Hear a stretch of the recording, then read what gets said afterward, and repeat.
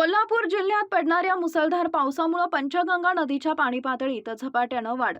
कोल्हापूर जिल्ह्यात गेल्या 2 दिवसांपासून पडणाऱ्या मुसळधार पावसामुळे पंचगंगा नदीच्या पाणी पातळीत झपाट्यानं वाढ होतीये.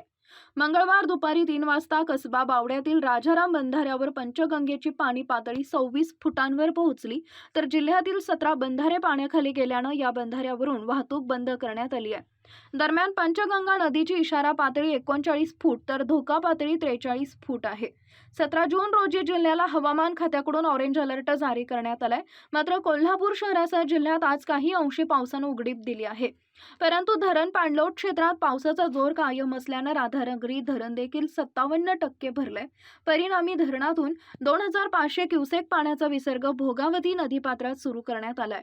त्यामुळे नदीकाठच्या गावांना प्रशासनाकडून सतर्कतेच्या सूचना देण्यात आल्या आहेत. तुम्ही बघत आहात अकोले टाइम्स, खबर प्रत्येक क्षणाची. आमच्या फेसबुक पेजला लाईक करा आणि यूट्यूबवर चॅनलला नक्की सबस्क्राईब करा.